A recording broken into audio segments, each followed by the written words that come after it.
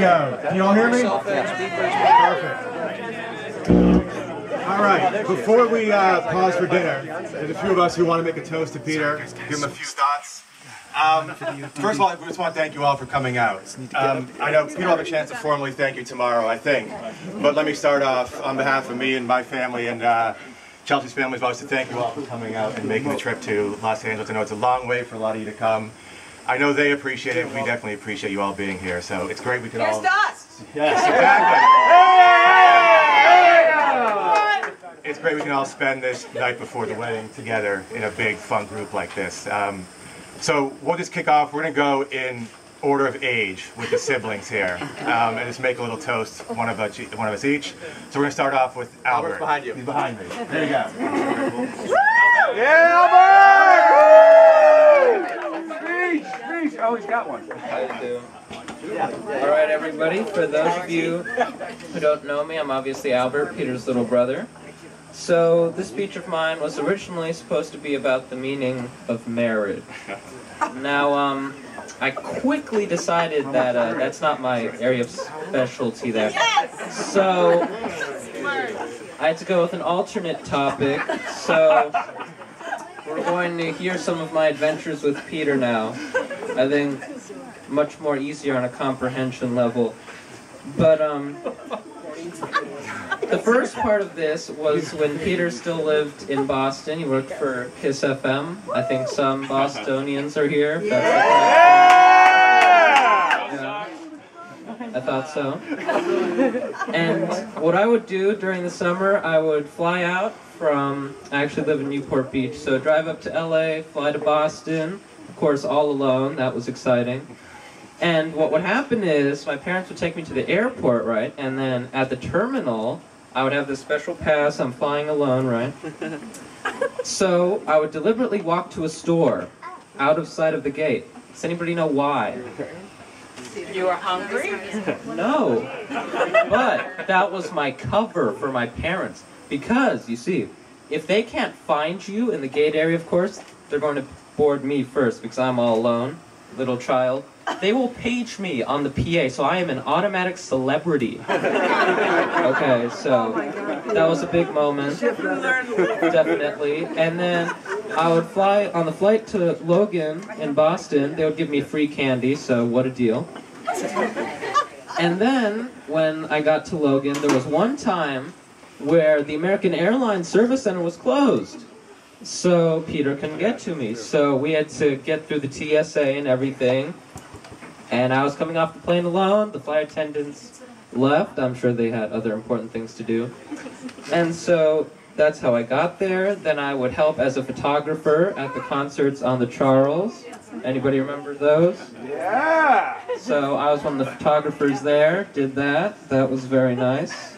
And one of our other favorite day trips was to a place called Battleship Cove. Anybody knows about that, maybe? Fall River. Yep, so that was very interesting for me. I personally am kind of a naval buff, so love that part. And there's actually a picture that's still in my room. Well, it's actually a picture of me sitting in a submarine's anti-aircraft gun turret, so that's very interesting. I still have that. And then the reverse side of this is when Peter would come from Boston to LA for his meetings. That was very fun. If anybody knows Boomers, I don't know if that's on the East Coast. Chris but knows. I do. He definitely Boomers, does. where we went go-karts. Oh, yes! Yeah. I wasn't drinking that day, was I? So at Boomers, my favorite part was the bumper boats, and of course we usually went during the summer. Now, the problem for Peter, you see, in the middle of the pool where the bumper boats are, there's a big fountain that sprays water all over the place. And of course what I would do with my boat, not only would I soak him with my water cannon, I would push him under the fountain, right? Nice brother.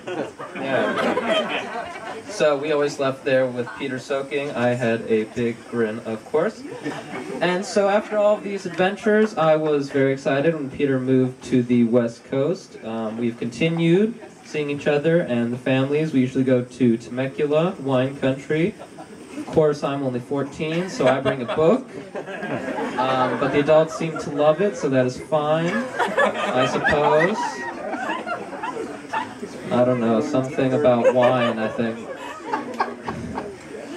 And that pretty much wraps up my adventures. They are ongoing. The last element, of course, the summer pool parties.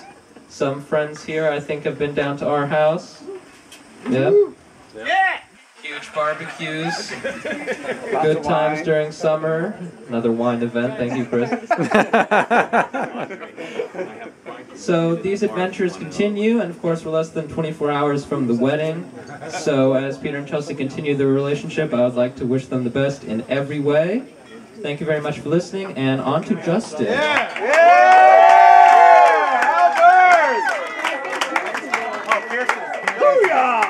Kier's next. Who sees Kirsten somewhere? There she is. She's coming around. Make way, make way. Husband,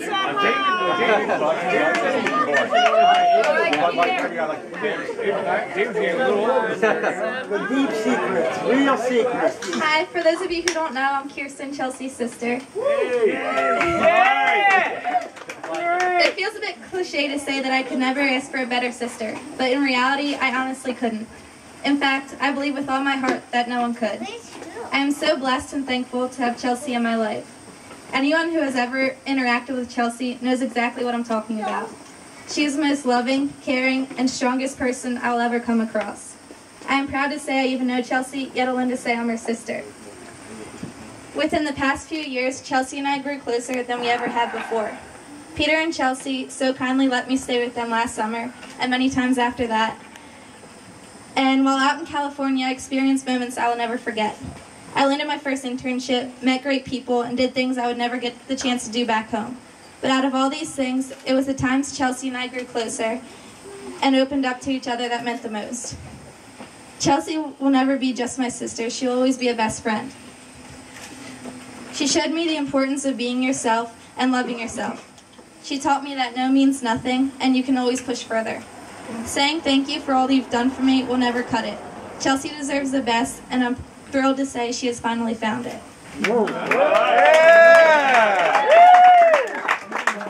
I know Peter isn't technically family yet, but in my mind, he has been family all along. Peter has played a huge role in shaping me into who I am today, as well as who I will be in the future.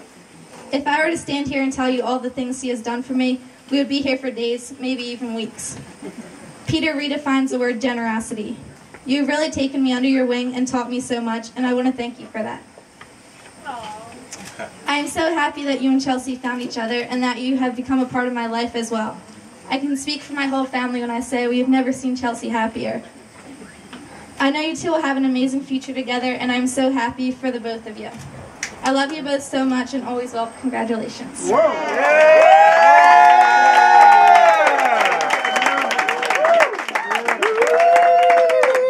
Good job, Kier. And now Justin's going to give a speech.